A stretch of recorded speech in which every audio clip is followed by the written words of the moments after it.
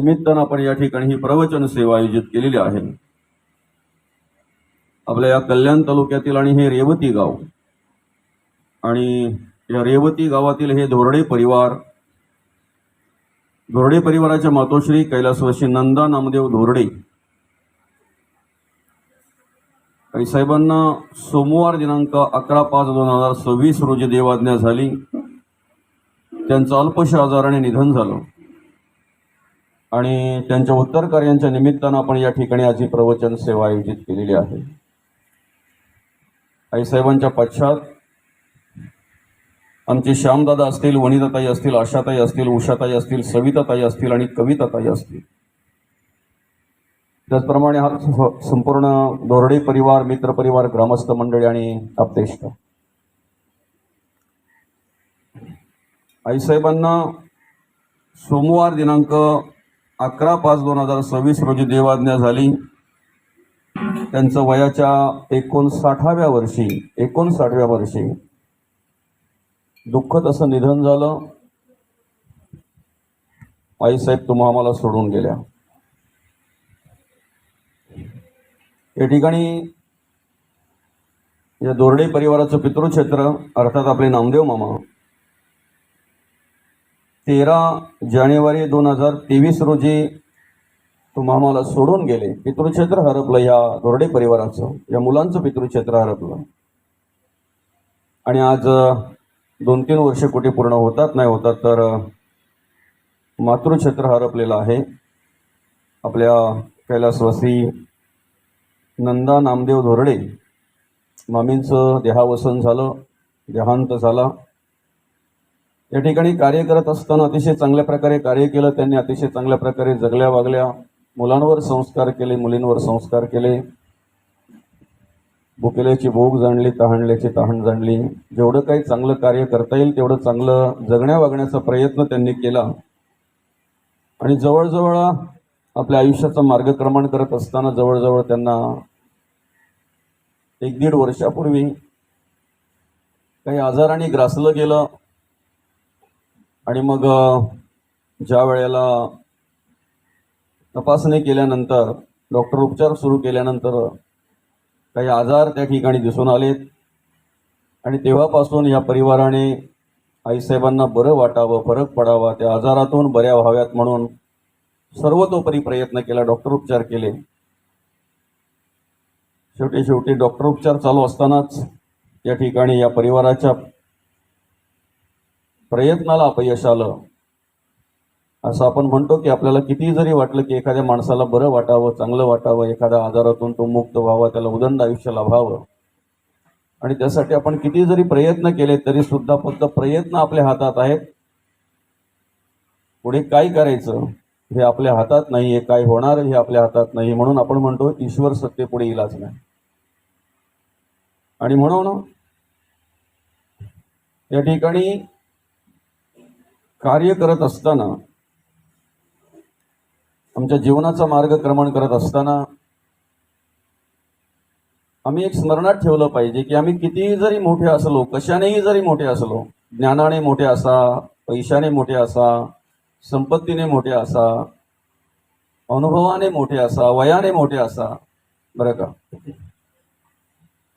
कुठल्याही गोष्टीमध्ये जरी आम्ही मोठे असलो, कुठल्याही गोष्टीमध्ये जरी आम्ही कशाही पद्धतीने जरी असलो तरी मृत्यूच्या पुढे मात्र काहीही चालत नाही. मरणाच्या पुढे काही चालत नाही, बरं का. आयुष्यामध्ये अनेक प्रसंग येत असतात माऊली. अनेक प्रसंगातून मुक्त होण्यासाठी, मोकळा होण्यासाठी आपण नियोजन करत असतो. अनेक प्रकारचं दुःख माणसाच्या आयुष्यामध्ये माणसाला प्राप्त होत असतंय. त्या दुःखाचं निवारण करण्यासाठी माणूस त्या ठिकाणी प्रयत्न करत असतो, नियोजन करत असतो. अनेक प्रकारचं दुःखाचं निवारण आपण करू शकतो. अनेक प्रकारच्या प्रसंगातून आपण मोकळे होऊ शकतो, बरं का. अनेक प्रकारच्या प्रसंगातून आपण मोकळे होऊ शकतो. पण अंतिम जे सत्य आहे, आपल्याला मृत्यू आहे, शेवट आहे, त्याच्यामध्ये कोणीही फेरबदल करू शकत नाही. तिथे खाडाखोड चालत नाही, बरं का. आणि खाडाखोड करता येत नाही. काय जे आहे ते स्वीकारावं लागतंय. आणि म्हणून मग आम्ही काय करायचंय, जे आहे ते स्वीकारायचंय, जे आहे ते स्वीकारायचंय. आपण घाबरलो म्हणून मृत्यू टाळता येईल का आपल्याला? घाबरलो म्हणून मृत्यू टाळता येईल? नाही टाळू शकत आपण. तिथे पर्यायी माणूस चालत नाही, तिथे पर्याय चालत नाही, तिथे बदली माणूस चालत नाही, बरं का? किती घाबरलो, किती जरी फसवण्याचा प्रयत्न केला, सोंग करण्याचा प्रयत्न केला, तरी तिथे सोंग ढोंग काही चालत नाही, काही चालत नाही तिथे. राजा असता मृत्यू आला, लक्ष कोटी कबूल झाला, तरी सोडीना तयाला मृत्यू काही. किती मोठा असला, किती राजा असो, रंक असो, कसाही असो, एकदा मृत्यू आला की जाणंच आहे, जावंच लागणार आहे, बरं का? फक्त फरक काय माहितीये का? आमच्या अंतःकरणामध्ये सगळ्यात मोठी भीती जर कसली असेल तर मृत्यूची. सगळ्यात जास्त माणूस कशाला घाबरतो? मरणाला घाबरतोय, मृत्यूला घाबरतोय. बरं, प्रत्येकाने एक विचार जर केला आपण अंतःकरणपूर्वक असून, घाबरलो म्हणजे काही परिणाम होणार आहे का त्याच्यावर? मृत्यूला घाबरलो आपण, मरणाला आपण घाबरलो, काही परिणाम होणार आहे? काही फरक पडणार आहे? काहीच नाही. उलट अर्थी काय होतंय माहितीये का? नेमकं आम्ही आमच्या आयुष्याची वाटचाल करत असताना ज्याच्याविषयी आमच्या अंतःकरणामध्ये ममत्व निर्माण होतंय, ममत्व म्हणजे ते माझं आहे, माझं म्हटल्यानंतर माणूस माझी म्हणून काळजी घेत असतो. काय आपल्या घराकडे ज्या दृष्टीने आपण पाहतोय त्याच दृष्टीने शेजाऱ्यांच्या घराकडे पाहतोय का? हे माझं आहे, ते त्याचं आहे. काय आपल्या मुलांकडे आपण ज्या दृष्टीने पाहतोय, ज्या पद्धतीने पाहतोय, त्याच पद्धतीने त्याच दृष्टीने आपण इतरांच्या मुलांकडे पाहतोय का? ही माझी आहे, हे माझं आहे. माझं म्हटल्यानंतर त्या ठिकाणी ममत्व निर्माण होतंय, माऊली माझं, आसक्ती निर्माण होते, प्रेम निर्माण होतो, एक वेगळ्या प्रकारची आवड निर्माण होत असते, वेगळ्या प्रकारची आवड निर्माण होत असते. आणि मग काय होतंय माहितीये का? माझं म्हटलं की सतत सतत आम्हाला आमचीच त्याच गोष्टीची आठवण राहते, त्याच व्यक्तीची आठवण राहते, सतत सतत त्यांची आठवण राहते, बरं का? संसारात असताना आध्यात्मिक विचारांची आठवण राहते नाही राहते तो विचार आपला आपण करा. काय संसारात असताना आध्यात्मिक विचारांची आठवण राहते नाही राहते तो प्रत्येकाने प्रत्येकाचा विचार करावा. पण या ठिकाणी सांगत असताना आत्मविश्वासाने सांगतो, परमार्थात असताना आम्ही संसार विसरत नाही. परमार्थ करत असताना सुद्धा आम्ही संसार विसरत नाहीत. संसारातल्या गोष्टींची आम्हाला आठवण असतेच असते. प्रवचनाला अनेक माणसं बसलेली असतात, कीर्तनाला अनेक माणसं बसलेली असतात, तनाने की मनाने? जे मनाने बसलेले आहेत ते अंतःकरणपूर्वक श्रवण करत असतात, ऐकत असतात. जे फक्त तनाने बसलेले आहेत ना, त्यांना असं वाटतं एकदाच उरकतंय कधी आणि आम्ही पुढच्या कामाला मोकळे होतो कधी. काय आमच्या आयुष्यामध्ये अनेक काही गोष्टी आम्हाला करायच्या आहेत, कराव्याच लागणार आहेत, बरं का? कराव्याच लागणार आहेत. जर आम्हाला आमचा संसार व्यवस्थित करायचा आहे, मुलाबालांचं संगोपन करायचं आहे, मुलाबालांना सांभाळायचं आहे, कुटुंबाला बघायचं आहे, कुटुंबाचं जे काही असेल ते सगळं काही पाहायचं आहे, तर मग आम्ही चार पैसे मिळवण्यासाठी धावपळ केलीच पाहिजे, धडपड केलीच पाहिजे. कामधंदा उद्योग जो काही असेल, नोकरी व्यवसाय शेती जे काही असेल ते केलंच पाहिजे ना. ते टाळून चालेल का? नाही चालणार. कसं चालेल ते? उदरनिर्वाह जर करायचा आहे, टिचभर पोट जर भरायचंय आम्हाला, तर ते आमच्या अशा अपेक्षा पूर्ण करण्यासाठी, आमची भूक भागवण्यासाठी, आमचं टिचभर पोट भरण्यासाठी, आमच्या मुलाबालांचं संगोपन करण्यासाठी आम्हाला जो काही नोकरी असेल, व्यापार व्यवसाय, जी काही शेतीवाडी असेल, जे काही कामधंदा असेल, उद्योग केलंच पाहिजे, करावंच लागणार आहे, बरं का? अनेक गोष्टी आमच्या आयुष्यामध्ये अशा आहेत की ती आम्हाला चुकणार नाहीत, चुकतही नाहीत, कराव्याच लागणार आहेत, कराव्याच लागणार आहेत. बरं का? फक्त काय माहितीये का, हे सगळं करत असताना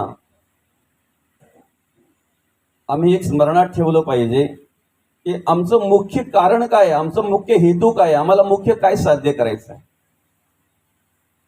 संसार करता करताही आम्हाला देवपूजा करता आली पाहिजे. कुठल्या व्यक्तीची सेवा करत नसून प्रत्यक्ष आम्ही देवाची सेवा करतोय, त्या पांडुरंग परमात्म्याची सेवा करतोय आम्ही. संसार करत असताना ज्या वेळेला आम्ही अशा प्रकारे प्रामाणिकपणे कार्य करत असतो ना, तेव्हा आमचा संसार संपलेला असतो. संसाराचं रूपांतर ही परमार्थात झालेलं असतं, भक्तीमध्ये झालेलं असतं.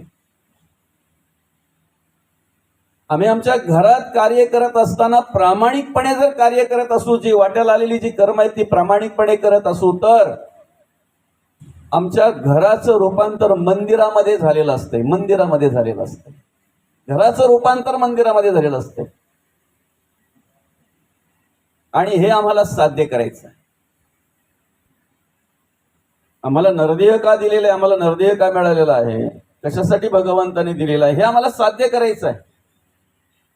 देह देवाचे मंदिर, आत आत्मा परमेश्वर, याची प्रचिती आम्हाला घ्यायची, याची अनुभूती आम्हाला घ्यायची. नुसतं बोलून चालणार नाही. नुसतं बोलून चालेल का?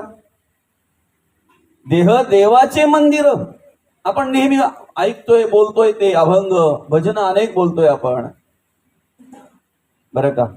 अनेक अशा रचना आहेत की ते आपण मुखातून सहज गात असतोय. जणू देह ही पंढरी, आत्मा पांडुरंग,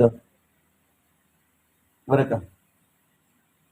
अंतःकरणपूर्वक विचार जर आम्ही केला तर जे बोलतोय त्याचा थोडा तरी विचार करतोय का? जर करत असू तर त्याप्रमाणे कर्म आपल्याकडे पाहायला मिळायला पाहिजे, त्याप्रमाणे विचार आपल्याकडे पाहायला मिळायला पाहिजे. काय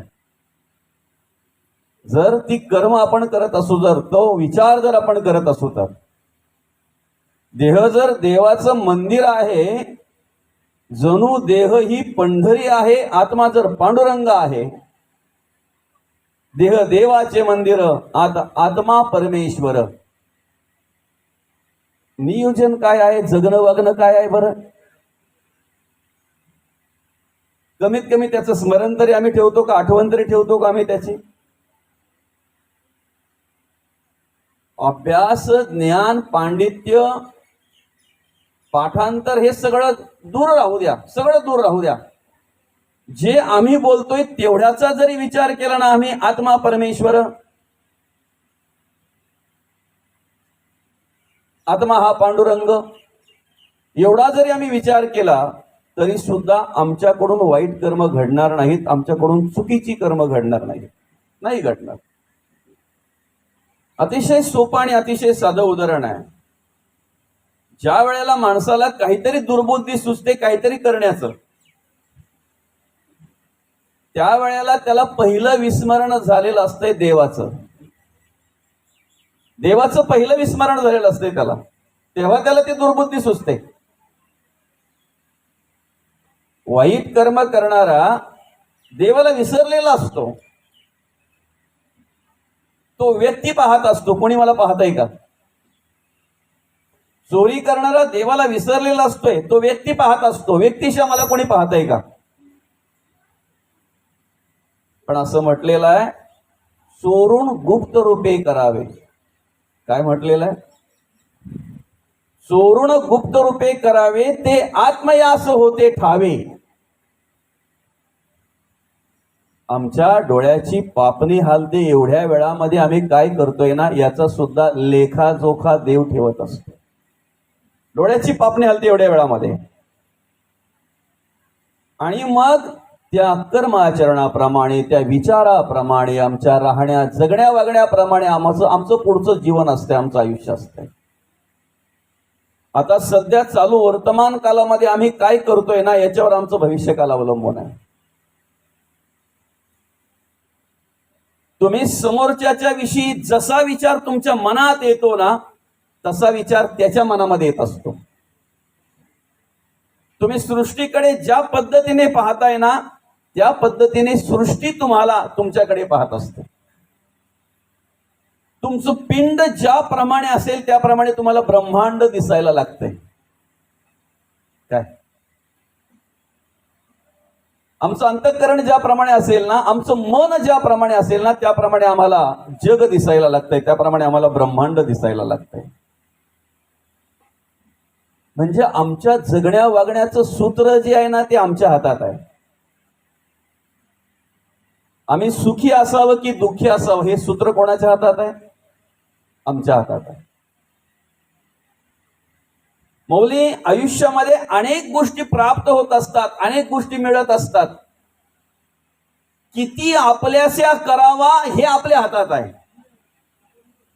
कोणती गोष्ट माझी आहे, कोणती गोष्ट माझी नाही आहे. काय अनेक अनेक कार्य आम्हाला करायचंच आहे, अनेक गोष्टी आम्हाला करायच्याच आहेत मौली. संसार करायचा आहे म्हणजे ज्या गोष्टी आमच्या वाट्याला आल्या त्या प्रामाणिकपणे जी काही सेवा असेल ती आम्ही केली पाहिजे. प्रपंच करायचंय, प्रपंच साधायचंय म्हटल्यानंतर ज्या काही गोष्टी आम्हाला, जे काही अनुभव येतील त्या पद्धतीने ज्या काही गोष्टी आमच्या वाट्याला येतील त्या आम्ही केल्याच पाहिजे. ह्या सगळ्या गोष्टींमध्ये दोन प्रकार पडतात मौली. सगळ्या गोष्टींमध्ये आपल्या आयुष्यामध्ये जे काही आपण करतोय त्याच्यामध्ये प्रकार दोन पडतात. एक आवडीने करायचं, एक सवडीने करायचं.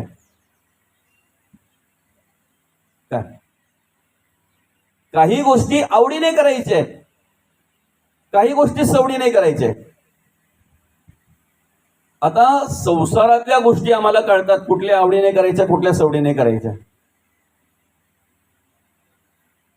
बहिणीच्या मुलीचं लग्न आहे, 15 दिवसापासून तयारी चालू आहे. 15 दिवसापासून मावशीची तयारी चालू आहे. कारण लग्न कोणाचं आहे? बाचीचं आहे, बहिणीच्या मुलीचं आहे.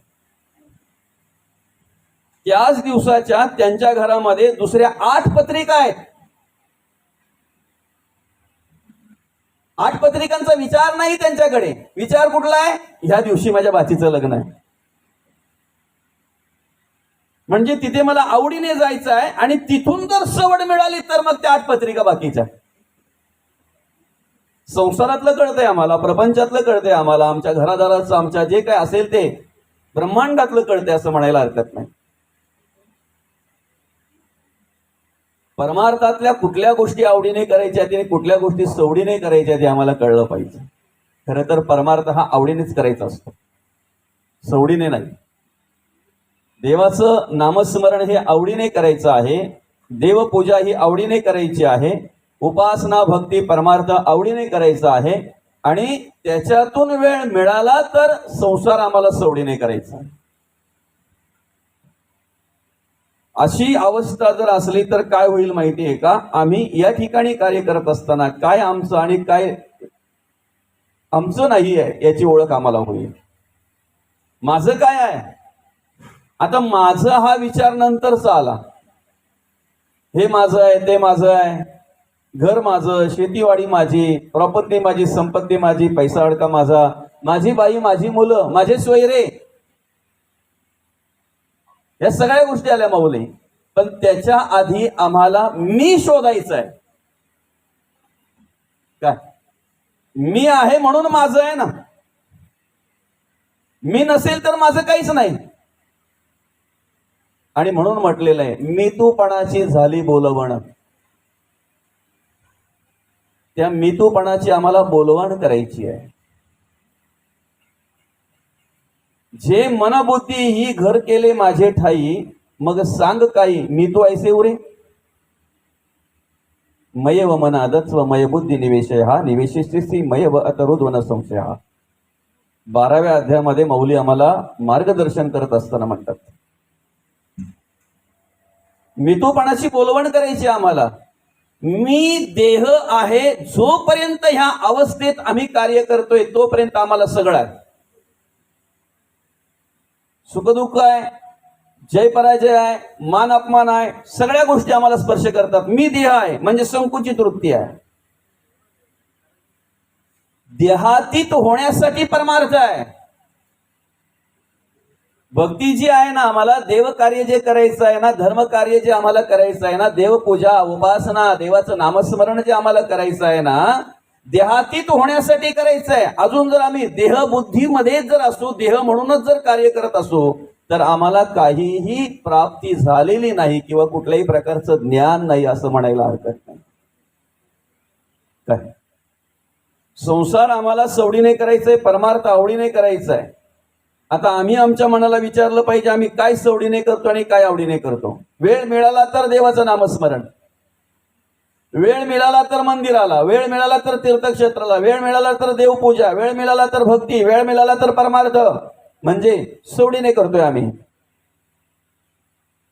संसारासाठी वेळ काढतोय आम्ही, काढतो, काढावंच लागतंय.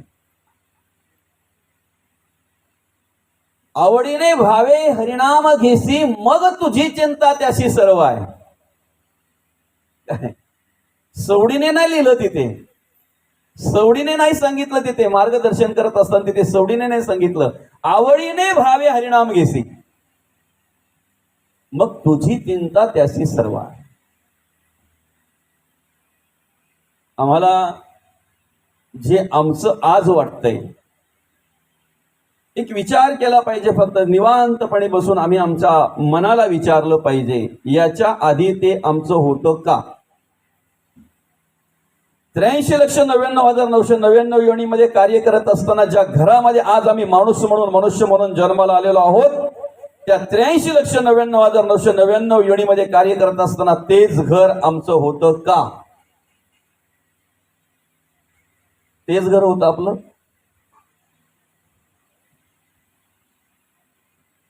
किती फेरे मारले आम्ही, किती योनी आहेत, नुसता आकडा वाचला तरी अंगाचा शहरा उभा राहतो. 83,99,999 योनी आणि एका योनी कोटी फेरा. ठीक आहे, माणसाला 100 वर्ष आयुष्य दिलंय, ते 100 मिळत नाही.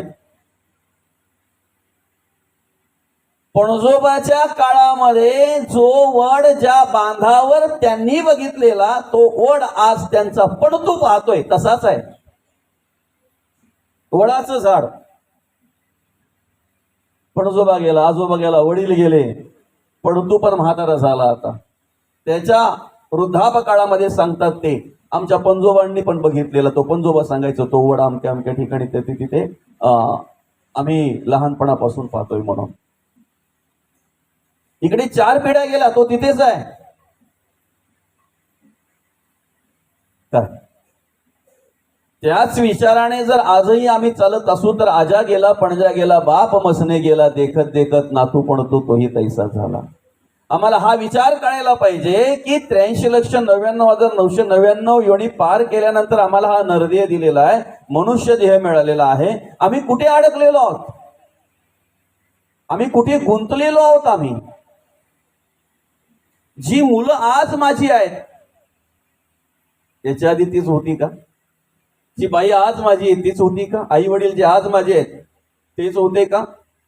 संपत्ती, प्रॉपर्टी, धन दौलत जे काय असेल ते. बरं, अंतःकरणपूर्वक जर विचार केला तर आज जे माझं आहे ते याच्या आधी माझंच असेल असं नाही.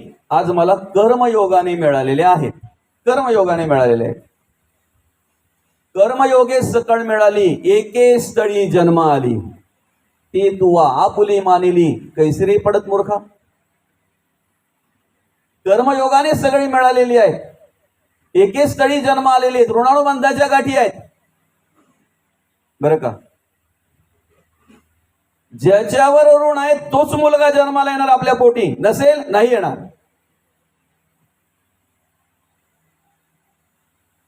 ज्यांच्यावर ऋण आपले आहेत किंवा ज्यांचे ऋण आपल्यावर आहेत त्यांच्याच पोटी आपण जन्माला येणार.